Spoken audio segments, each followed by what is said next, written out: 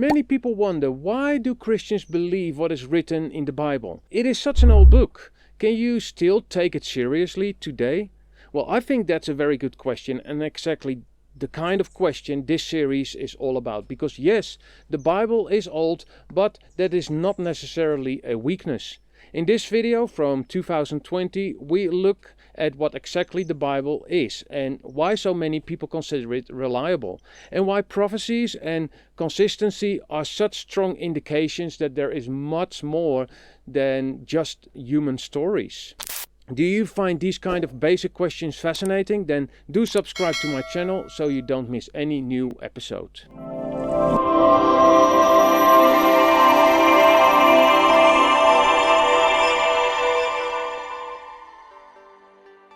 Oh yes, the Bible is ancient, that's true.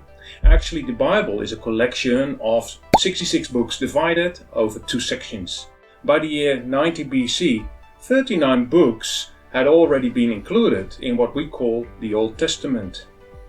The Old Testament books are divided in law, poetic, historical, and the major and minor prophetic books.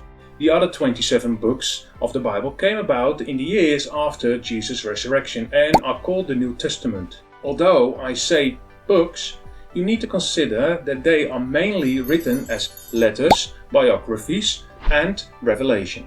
As a whole, the consensus is that the books are written over a period of 1500 years, and it is thought that there are totally 40 different authors from different backgrounds and different situations.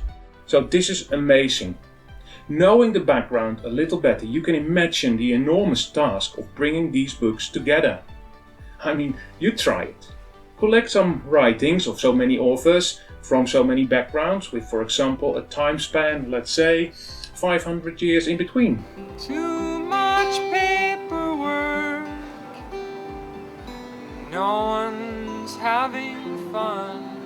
If you tried something like this today, you will end up with a collection of contradictions and a huge variety of ideas.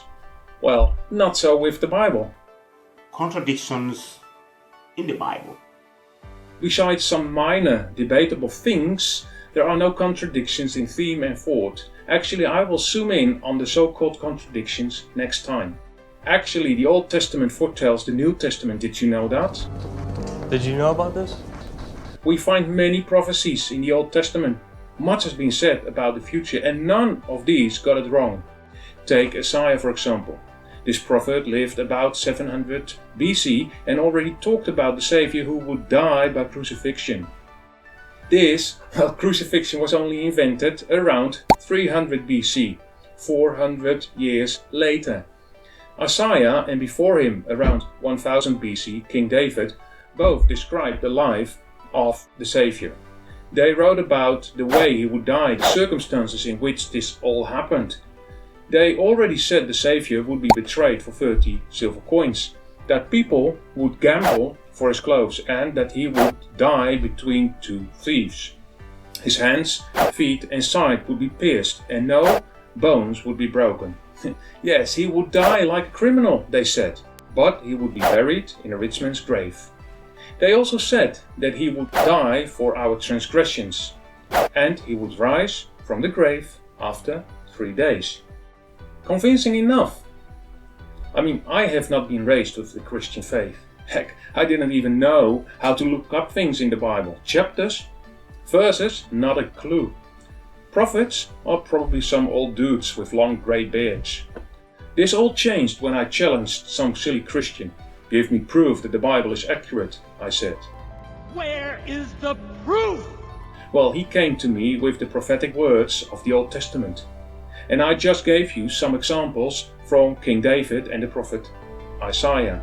These predictions were so detailed and so abundantly present in the Bible that I could no longer say that the Bible is nothing more than a fairy tale book. I recognized that it must have been God who was in control. Come to think about it, the Bible is actually like a crime scene. Only this crime scene is not hard at all, because the author left his prints all over. Criminals tried to avoid that, but for God this was different. God wanted to be found.